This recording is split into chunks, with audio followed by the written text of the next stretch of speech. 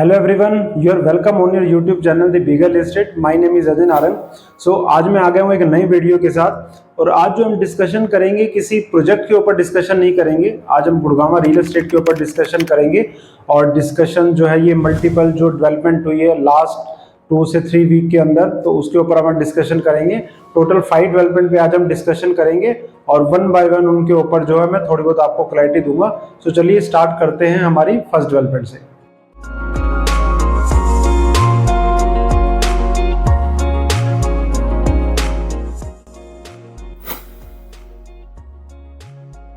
So first जिस point पे हम डिस्कशन करेंगे वो रहेगा रिगार्डिंग जिसके बारे में मैंने वीडियो बनाया था। अभी मेरा 2-3 वीडियो अगर पहले आप जाके चेक करोगे तो मैंने एक वीडियो बनाया था जिसमें मैंने आपको बोला था कि जो 101 सेक्टर के अंदर जो स्पर आ रहा था बसई से लेके 101 सेक्टर द्वारका एक्सप्रेसवे 1.85 किलोमीटर का जो मेट्रो का स्पर आ रहा था वो कहीं ना कहीं जो है अभी होल्ड होता दिख रहा है। रीजन बीइंग HSVP, HMRTC और जो आपका DTPC उनकी मीटिंग हुई थी 11 अगस्त को, और उन्होंने डिसाइड किया था कि जो गुड़गांव मेट्रो का प्लान है और जो स्पर बनना है बसई से लेके सेक्टर 101 तक, वो जो है कहीं ना कहीं सेक्टर 33 शिफ्ट होने की बात हो रही थी। क्योंकि अगर वो 101 वहाँ पे वो बनाता है तो एक तो वेटलैंड है, अगर आप कभी 101 सेक्टर में गए हो, और लो लाइन लैंड भी है और वहाँ पे 1 एकड़ इनको एक्वायर भी करना पड़ेगा। और फोर्थ इन्होंने रीजन दिया था कहीं ना कहीं 500 करोड़ जो है एक्सपेंसेस है।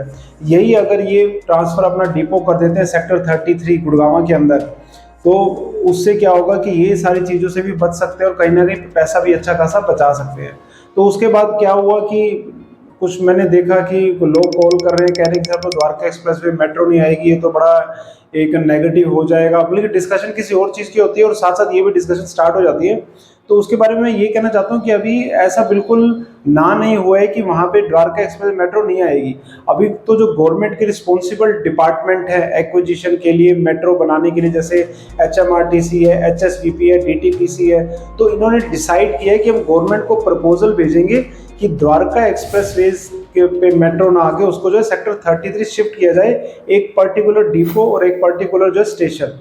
अभी तक डिसाइड नहीं हुआ, अभी गवर्नमेंट ने डिसाइड करना है। एंड आई डोंट थिंक कि इलेक्शन के इस टाइम में गवर्नमेंट ऐसा कोई डिसीजन लेगी, जिससे कि मैं रीजन इसलिए कह रहा हूँ क्योंकि कहीं ना कहीं न्यू गुड़गांव के आसपास जो मेट्रो का जो नियरेस्ट स्टेशन था वो यही था, और द्वारका एक्सप्रेसवे का भी जो नियरेस्ट स्टेशन था ये, तो अच्छा खासा वोट बैंक है।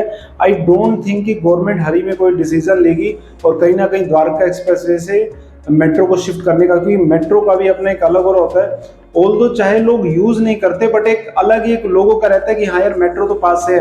अगर आप ये बात करोगे DLF कैमेलियाज, अभी आप देखोगे तो 100 करोड़ का बिका है। कितनी मतलब कि कॉस्टली ट्रांजैक्शन हुई है वहाँ पे, 100 करोड़ 1 लाख स्क्वायर फीट के हिसाब से आपका जो है अपार्टमेंट गया है। तो ऑल्दो वहाँ पे भी लोग कहेंगे कि यार वहाँ पे सामने मेट्रो है और उतना वहाँ पे जो है कुछ ट्रैफिक रहता नहीं है वहाँ पे, बट कहीं ना कहीं मेट्रो का भी कहीं ना कहीं एक जो जब आप बेचने जाते हो तो वो चीज़ दिखाते हो कि ये देखो भैया मेट्रो भी है। ऑल्दो वहाँ पे कैमेलियाज, अरालियाज, मंगालियाज में लोग यूज़ नहीं करते, बट अगर आप हमारे इंडियन मेंटालिटी देखो तो आज की डेट में इतने बड़े बड़े घरों में भी स्टोर होते हैं। उस स्टोर में क्या कबाड़ का सामान हम यूज़ भी नहीं करते, वो वहाँ पे पड़ा रहता है, बट फिर भी एक दिमाग में मेंटालिटी है कि हाँ यार ये सामान पड़ा हुआ है। तो वही कहीं ना कहीं ऑल्दो द्वारका एक्सप्रेसवे भी जो इतनी महंगी महंगी सोसाइटीज आ रही है, आई डोंट थिंक कि मेट्रो यूज करेंगे, बट कहीं ना कहीं जब मेट्रो आएगी न्यू गुड़गांव द्वारका एक्सप्रेसवे की जो मिडिल क्लास है वो कहीं ना कहीं इसको यूज करेंगे। तो अभी जो है गवर्नमेंट को डिसीजन लेना है, और गवर्नमेंट क्या डिसीजन लेती है वो तो हमें बाद में ही पता चलेगा। तो अब हम चलते हैं अपने सेकेंड उसके तरफ।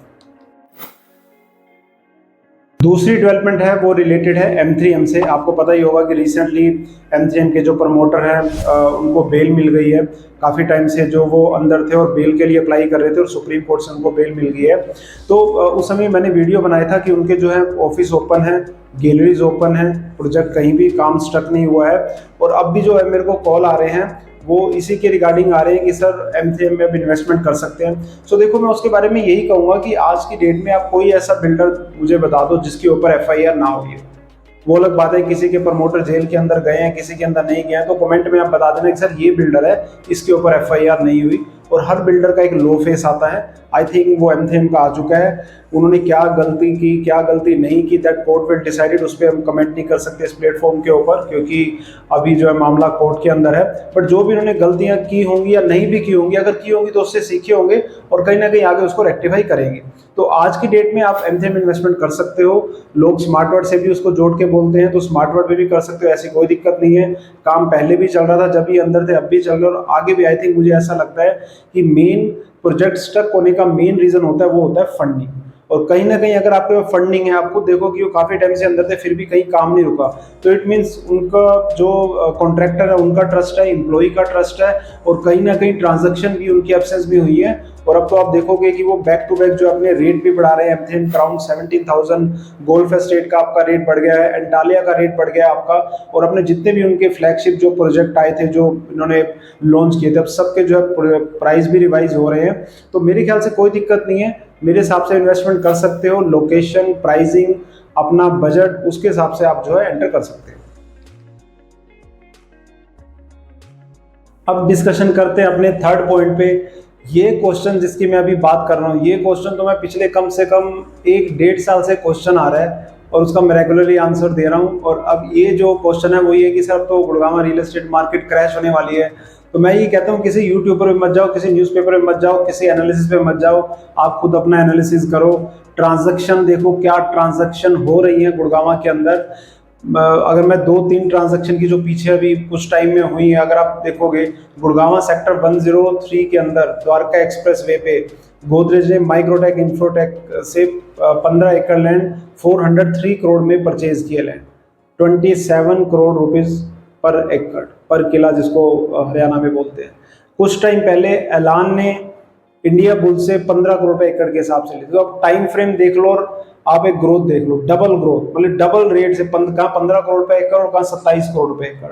एक साल के अंदर, 1 या 1.5 साल मैक्सिमम हुआ होगा। ऐलान जो अपना प्रेसिडेंशियल प्रोजेक्ट बना रहे सेक्टर 106 में, और 103, 106 का उसका डिस्टेंस देखोगे तो 3 से 4, मैक्स टू मैक्स 5 मिनट में जो डिस्टेंस है 15 करोड़ से 27 करोड़ एकड़ हो गया।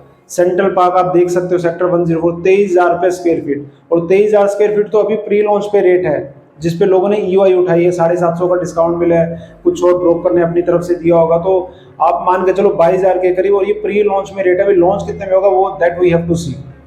तो ये इतनी मेजर ट्रांजैक्शन हुई कैमेलिया, जैसे मैंने अभी बात किया था अपने सेकंड डेवलपमेंट के अंदर की 100 करोड़ का अपार्टमेंट बिका हुआ है। तो ये सारी चीजें दिखाती हैं कि अभी ऐसा कोई ऐसी दिक्कत नहीं है। देखो अगर 2008 वाला सिनेरियो आ गया फिर तो इतने बड़े बड़े बैंक फेल हो गए तो कुछ नहीं कह सकते।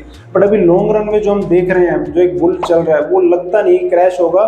और गुड़गांव में लोग आ रहे हैं और कंपनीज भी आ रही हैं, स्टार्टअप भी आ रहे हैं, इंडिया भी ग्रो कर रहा है, इकोनॉमी भी ग्रो कर रही है। तो मुझे लगता नहीं कि ऐसा कोई क्रैश वाली सिचुएशन है, क्योंकि आप देखोगे तो जैसे मैंने ट्रांजैक्शन आप खुद एनालिसिस करो, जब लैंड के रेट इतने बढ़ रहे हैं तो, और किसी भी रियल एस्टेट के प्रोजेक्ट में जो मेन कॉस्ट होती है वो लैंड की होती है। मेरे हिसाब से तो 50% प्लस कॉस्ट जो होती है लैंड की होती है। अगर लैंड ही आपकी एक साल के अंदर डबल हो रही है तो आप खुद लेबर के रेट बढ़ रहे हैं, रॉ मटेरियल की कॉस्ट बढ़ रही है, कौन सी ऐसी चीज है जो कम हो रही है? हाँ, आप ये कहते हो कि सर रॉ मटेरियल की कॉस्ट कम हो रही है, आपका जो लैंड, चलो तब तो समझ में आता है, बट जब कुछ कम में नहीं हो तो कैसे डाउन जाएगा? और गुड़गांव में लोग आ रहे हैं, स्टार्टअप भी आ रहे हैं, नई कंपनियां भी आ रही हैं, इकोनॉमी भी ग्रो हो रही है। तो मेरे ख्याल से मुझे लॉन्ग टर्म में कुछ क्रैश वाली सिचुएशन, हाँ स्टेबिलिटी थोड़ी बहुत एक रीजनेबल रहता है, बट जैसे प्लोटो में आज की डेट में थोड़ी सी स्टेबिलिटी आई है, बट मुझे नहीं लगता कि क्रैश वाली सिचुएशन आएगी।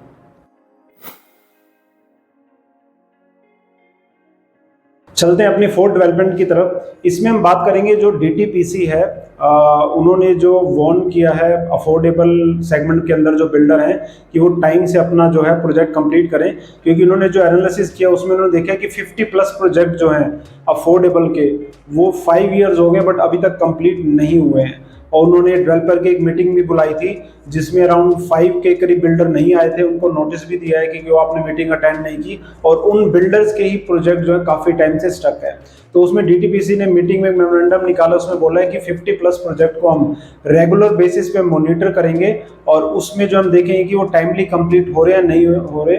ऑल्दो कुछ बिल्डर को उन्होंने अप्रिशिएट भी किया जिनके प्रोजेक्ट उन्होंने बोला कि हमारे टाइम से कंप्लीट हो रहे हैं, बट अराउंड 50+ प्रोजेक्ट ऐसे थे जो कि है टाइम पे कंप्लीट नहीं होते दिख रहे, और उन्होंने कहा है कि हमें उसकी स्टेटस रिपोर्ट चाहिए। तो कहीं ना कहीं डीटीपीसी भी एक्शन में आ गया, और जो प्रोजेक्ट आपके अफोर्डेबल के, जिसमें हो सकता है कि आपका इंटरेस्ट हो, आपने पैसा भी लगाया हो, वो अब कहीं ना कहीं डीटीपीसी मॉनिटर करेगा और उनको टाइमली कंप्लीट करने की कोशिश करेगा।